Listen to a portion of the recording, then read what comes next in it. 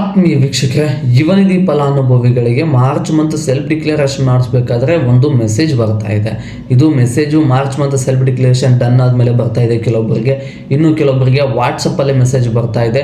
ಅದು ಏನು ಎತ್ತ ಅನ್ನೋದನ್ನು ಸ್ಪಷ್ಟವಾಗಿ ತಿಳಿಸ್ಕೊಡ್ತೀನಿ. ಈ ರೀತಿ ಏನಾದರೂ ಮೆಸೇಜ್ ಬಂದಿದ್ದರೆ ನೀವು ಸ್ವಲ್ಪ ಎಚ್ಚರವಾಗಿರಲೇಬೇಕು. ಯಾಕಂದರೆ ಯುವನಿಧಿ ಕಡೆಯಿಂದ ಬರ್ತಕ್ಕಂಥ 3,000 ಡಿಗ್ರಿ ಮುಗಿದವರಿಗೆ ಮತ್ತು ಡಿಪ್ಲೊಮಾ ಮುಗಿದವರಿಗೆ 1500 ಅಮೌಂಟು ಕ್ಯಾನ್ಸಲ್ ಆಗೋ ಸಾಧ್ಯತೆ ಇರುತ್ತೆ. ಏನು ಮೆಸೇಜ್ ಬರ್ತಾ ಇದೆ ಅನ್ನೋದನ್ನು ಸ್ಕ್ರೀನ್ಶಾಟಲ್ಲಿ ಇಲ್ಲಿ ಹಾಕಿರ್ತೀನಿ. ಸೇವಾ ಸಿಂಧು ಸರ್ವಿಸ್ ಎಸ್ ಕರ್ನಾಟಕ ಗೌರ್ಮೆಂಟ್.ಸೇ ಇದು ಹೇಳುತ್ತೆ, it's mandatory for your participate in mega job fair organization by Zilla Panchayat Chikkamagaluru and provide self declaration for the month of March on the spot. ಅಂದರೆ ಇದು ಚಿಕ್ಕಮಗಳೂರಲ್ಲಿ ಇರತಕ್ಕಂಥ ವಿದ್ಯಾರ್ಥಿಗಳಿಗೆ ಬಂದಿರತಕ್ಕಂಥ ಮೆಸೇಜು. ಇದು ಯಾಕೆ ಬಂದಿದೆ ಅಂದರೆ ಇದರ ಅರ್ಥ ಏನು ಅಂದರೆ, ಚಿಕ್ಕಮಗಳೂರು ಜಿಲ್ಲೆಯಲ್ಲಿ ಮಾರ್ಚ್ ತಿಂಗಳಿಂದ ಆಯೋಜಿಸುವ ಬೃಹತ್ ಉದ್ಯೋಗ ಮೇಳದಲ್ಲಿ ಕಡ್ಡಾಯವಾಗಿ ಭಾಗವಹಿಸಿ ಆ ಸ್ಥಳದಲ್ಲಿಯೇ ಮಾರ್ಚ್ 2026 ಮಾಯೆಯ ಸ್ವಯಂ ಘೋಷಣೆ ನೀಡುವುದು. ಅಂದರೆ ಕೆಲವೊಂದಿಷ್ಟು ವಿದ್ಯಾರ್ಥಿಗಳು ಇದರಲ್ಲಿ ಸಂಶಯ ಗೊಂದಲ ಓಡಾಡ್ತಾ ಇರುತ್ತೆ. ಏನು ಅಂದರೆ, ಎಲ್ಲರೂ ಅಲ್ಲಿಗೆ ಹೋಗಿ ಸೆಲ್ಫ್ ಡಿಕ್ಲರೇಷನ್ ಮಾಡಿಸ್ಬೇಕಾ, ಇಲ್ಲ ನಮ್ಮ ಡಿಸ್ಟಿಕ್ಕಿಗೆ ಹೋಗಿ ಸೆಲ್ಫ್ ಡಿಕ್ಲರೇಷನ್ ಮಾಡಿಸ್ಬೇಕಾ, ಇಲ್ಲ ಈ ರೀತಿ ಮೆಸೇಜ್ ಯಾಕೆ ಬಂತು ಅನ್ನೋದನ್ನು ಸ್ಪಷ್ಟವಾಗಿ ತಿಳಿಸ್ಕೊಟ್ಬಿಡ್ತೀನಿ. ಇದರ ಉದ್ದೇಶ ಏನು ಅಂದರೆ, ಅಲ್ಲಿರ್ತಕ್ಕಂಥ ಅಧಿಕಾರಿಗಳನ್ನು ಫೋನ್ ಮಾಡಿ ಮತ್ತು 1 ಟೈಮ್ 2 ಟೈಮ್ 3 ಟೈಮ್ ಕಾಲ್ ಮಾಡಿದೆ, ಬಟ್ ರಿಸೀವ್ ಮಾಡಲಿಲ್ಲ. ಬಟ್ ಸಾಯಂಕಾಲ ರಿಪ್ಲೈ ಫೋನ್ ಮಾಡಿ ಅವರು ಹೇಳಿರುವಂಥದ್ದು ಏನು ಅಂದರೆ, ಇದು ಚಿಕ್ಕಮಗಳೂರಿನಲ್ಲಿ ಇರ್ತಕ್ಕಂಥ ವಿದ್ಯಾರ್ಥಿಗಳಿಗೆ ಬಂದಿರತಕ್ಕಂಥ ಮೆಸೇಜು. ಹೌದು, ಎಲ್ಲ ವಿದ್ಯಾರ್ಥಿಗಳಿಗೂ ಬರ್ತಾ ಇದೆ. ಬಟ್ ಯಾವೆಲ್ಲ ವಿದ್ಯಾರ್ಥಿಗಳಿಗೆ ಬರ್ತಾ ಇದೆ ಅಂದರೆ, ನೀವು ಯುವನಿಧಿ ಹಣವನ್ನು ಪಡ್ಕೊಂಡು 2 ವರ್ಷ ಯಾರಿಗೆಲ್ಲ ಕಂಪ್ಲೀಟ್ ಆಗ್ತಾ ಇದ್ದೋ, 24 ಮಂತ್ಸ್ ಯಾವ ವಿದ್ಯಾರ್ಥಿಗಳಿಗೆ ಕಂಪ್ಲೀಟ್ ಆಗ್ತಾ ಇದೆಯೋ ಅಲ್ವಾ, ಇಂಥ ವಿದ್ಯಾರ್ಥಿಗಳಿಗೆ ಮಾತ್ರ ಬರ್ತಾ ಇದೆ. ಇದಕ್ಕೆ ಏನು ಮಾಡಬೇಕು ಅಂತ ಕೇಳಿದಾಗ ಅವರು ಹೇಳಿರುವಂಥದ್ದು, ನಿಮ್ಮ ಜಿಲ್ಲೆಯಲ್ಲಿ ಏನಾದರೂ ಉದ್ಯೋಗ ಮೇಳವನ್ನೇನಾದರೂ ನಡೀತಾ ಇದ್ದರೆ ಗೌರ್ಮೆಂಟ್ ಕಡೆಯಿಂದ ಅಪ್ಡೇಟ್ ಬರ್ತಾ ಇದೆ.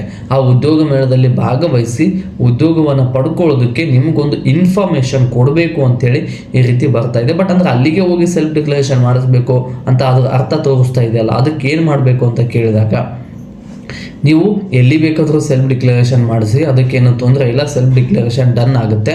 ಬಟ್ ಅಲ್ಲಿ ಹೋಗಿ ಸೆಲ್ಫ್ ಡಿಕ್ಲರೇಷನ್ ಮಾಡಿಸಿ ಅಂತೇಳಿ ಇನ್ಫಾರ್ಮೇಷನ್ ಕೊಟ್ಟರೆ ಇದನ್ನು ಸೀರಿಯಸ್ ಆಗಿ ವಿದ್ಯಾರ್ಥಿಗಳು ತಗೋತಾರೆ. ಬಟ್ ಮಾರ್ಚ್ ತಿಂಗಳಲ್ಲಿ, ಯಾಕಂದರೆ ಮಾರ್ಚ್ 25ನೇ ತಾರೀಕು ಒಳಗಡೆ ನೀವು ಉದ್ಯೋಗ ಮೇಳ ನಡೀತಾ ಇರುತ್ತೆ. ಯಾಕಂದರೆ ಅಲ್ಲಿ ಚಿಕ್ಕಮಗಳೂರಲ್ಲಿ ಉದ್ಯೋಗ ಮೇಳ ಇದೆಯಂತೆ. ಆ ಉದ್ಯೋಗ ಮೇಳದಲ್ಲಿ ಭಾಗವಹಿಸೋದಕ್ಕೆ ಉದ್ದೇಶಕ್ಕಾಗಿ, ಯಾಕಂದರೆ ಸೆಲ್ಫ್ ಡಿಕ್ಲರೇಷನ್ ಅಲ್ಲೇ ಹೋಗಿ ಮಾಡಿಸಿ ಅಂತ ಹೇಳಿದ್ರೆ ಅಲ್ಲಿಗೆ ಹೋಗ್ತಾರೆ, ಉದ್ಯೋಗ ಮೇಳದಲ್ಲಿ ಭಾಗವಹಿಸ್ತಾರೆ, ತಮಗೆ ಆಸಕ್ತಿ ಇರುವಂಥ ಉದ್ಯೋಗವನ್ನು ಪಡ್ಕೋತಾರೆ ಅಂಥೇಳಿ ಈ ಉದ್ದೇಶಕ್ಕೋಸ್ಕರ ಈ ಮೆಸೇಜನ್ನು ಕಳಿಸಿದ್ದೀವಿ. ಇದರಿಂದ ಯುವನಿಧಿ ಸ್ಟಾಪ್ ಆಗುವಂಥದ್ದು ಆ ರೀತಿ ಯಾವುದೇ ಇಲ್ಲ ಅನ್ನೋ ಅಪ್ಡೇಟನ್ನು ಕೊಟ್ಟಿದ್ದಾರೆ ಸ್ನೇಹಿತರೆ. ಇದಿಷ್ಟು ಈ ಮೆಸೇಜ್ ಬಂದಿರತಕ್ಕಂಥ ವಿದ್ಯಾರ್ಥಿಗಳಿಗೆ ಅಪ್ಡೇಟು. ಮತ್ತು ಇನ್ನೂ ಕೆಲವೊಂದಿಷ್ಟು ವಿದ್ಯಾರ್ಥಿಗಳು ಕಮೆಂಟ್ ಮಾಡ್ತಾ ಇದ್ರೆ, ಡಿಸೆಂಬರ್ ಮತ್ತು ಜನವರಿ ಮಂತಿನ ಅಮೌಂಟ್ ಯಾವಾಗ ಬರುತ್ತೆ ಅಂತೇಳಿ.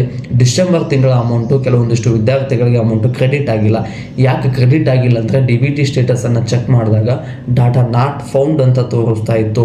ಮತ್ತು DBT ಸ್ಟೇಟಸ್ ಚೆಕ್ ಮಾಡಿದಾಗ ಕೆಲವೊಬ್ಬರು DBT ಸ್ಟೇಟಸ್ ಶೋ ಆಗ್ತಾ ಇರಲಿಲ್ಲ.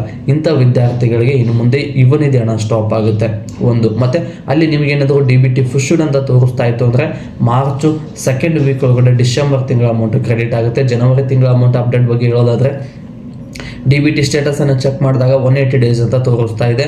ಆದಷ್ಟು ಬೇಗ ಫೆಬ್ರವರಿ ತಿಂಗಳ ಅಮೌಂಟು ಕೂಡ ಅಪ್ಡೇಟ್ ಕೊಡ್ತೀವಿ. ಜನವರಿ ತಿಂಗಳ ಅಮೌಂಟನ್ನು ಫಸ್ಟ್ ವೀಕಲ್ಲಿ ಏನಾದರೂ ಮಿಸ್ ಆದರೆ ಇದನ್ನು 15ನೇ ತಾರೀಕು ಒಳಗಡೆ ಜನವರಿ ತಿಂಗಳ ಅಮೌಂಟು ಕ್ರೆಡಿಟ್ ಆಗುತ್ತೆ ಅಂತೇಳಿ ಅಪ್ಡೇಟ್ ಕೊಟ್ಟಿದ್ದಾರೆ ಸ್ನೇಹಿತರೆ. ಇದಿಷ್ಟು ಯುವನಿಧಿ ಫಲಾನುಭವಿಗಳಿಗೆ ಬಂದಿರತಕ್ಕಂಥ ಅಪ್ಡೇಟು. ಮತ್ತು ಮುಂದಿನ ವಿಡಿಯೋದಲ್ಲಿ ಸಿಗೋಣ. ಧನ್ಯವಾದಗಳು.